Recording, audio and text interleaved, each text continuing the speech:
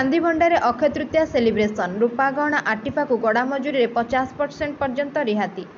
ଓଡ଼ିଆମାନଙ୍କ ହୃଦୟରେ ଅକ୍ଷୟ ତୃତୀୟାର ସ୍ୱତନ୍ତ୍ର ସ୍ଥାନ ରହିଆସିଛି। ଏହାକୁ ନୂତନ ଆରମ୍ଭ ତଥା ସମୃଦ୍ଧିର ଦିନ ଭାବେ ପାଳନ କରାଯାଇଥାଏ। ଏହି ଦିନରେ ରୂପା କିଣି ପର୍ବକୁ ପାଳନ କରିବାର ପରମ୍ପରା ରହିଛି। ଅକ୍ଷୟ ତୃତୀୟାରେ ରୂପା କିଣିବା ଦ୍ୱାରା ଜୀବନରେ ସମୃଦ୍ଧି ଆସିବା ସହ ସମ୍ପତ୍ତି ବଢ଼ିଥାଏ ବୋଲି ବିଶ୍ୱାସ ଅଛି। ଏହି ପର୍ବରେ ଗ୍ରାହକଙ୍କ ମଧ୍ୟରେ ଉତ୍ସାହ ବଢ଼ାଇବା ପାଇଁ ରୂପା ଗହଣାର ଏକ୍ସକ୍ଲୁସିଭ୍ ଷ୍ଟୋର ଚାନ୍ଦିଭଣ୍ଡାର ଆଣିଛି ସ୍ୱତନ୍ତ୍ର ଅଫର।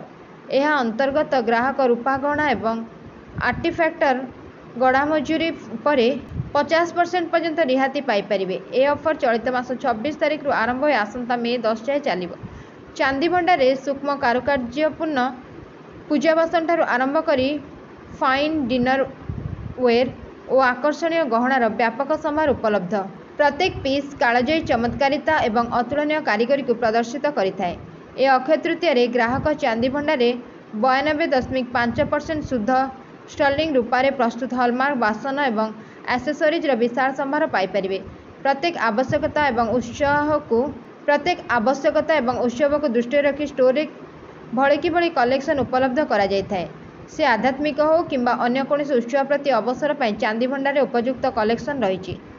ଷ୍ଟାଇଲିଶ୍ ଦେଖାଯିବାକୁ ଚାହୁଁଥିବା ଗ୍ରାହକଙ୍କ ପାଇଁ ଏଠାରେ ବ୍ୟାପକ ସମ୍ଭାର ରହିଛି। ଏ ଅବସରରେ ଚାନ୍ଦିଭଣ୍ଡାର ନିର୍ଦ୍ଦେଶିକା ଲିପ୍ସା ହଂସ କୁହନ୍ତି, ଚାନ୍ଦିଭଣ୍ଡାରେ ଆମେ ପାରିବାରିକ ମୂଲ୍ୟବୋଧକୁ ସମ୍ମାନ ଦେଇଥାଉ। ବାସ୍ତବତାକୁ ପ୍ରାଧାନ୍ୟ ଦେଇ ଆମେ ଆଗକୁ ବଢ଼ି ଚାଲିଛୁ, ଯାହାକି ଆମକୁ ନୂଆ ଶିଖରରେ ଚଢ଼ିବାକୁ ତଥା ଯାହା ଜୀବନ ଦେଇଛି ତାହାକୁ ପାଳନ କରିବାକୁ ସକ୍ଷମ କରୁଛି। ସେଲିବ୍ରେଟ୍ କରିବାକୁ ଚେଷ୍ଟା କରୁ। ଆମେ ଭ୍ୟାଲେଣ୍ଟାଇନ୍ସ ଡେ ବି ମନେଇଥିଲୁ, କିନ୍ତୁ ଆମେ ଅକ୍ଷୟ ତୃତୀୟା ବି ମନାଉ, ଆମେ ପୂଜା ବି ମନାଉ, ଆମେ ରଜ ସାବିତ୍ରୀ ସବୁ ମନାଉ। କାହିଁକି ନା ଆମ କୋର୍ ଭ୍ୟାଲ୍ୟୁ ହେଲା କି ଆମେ ଯେତେ ରୁଟେଡ୍ ରହିବୁ to our history, our culture, our tradition, ଆମେ ସେତେ ଉପରକୁ ବି ଉଠିପାରିବୁ।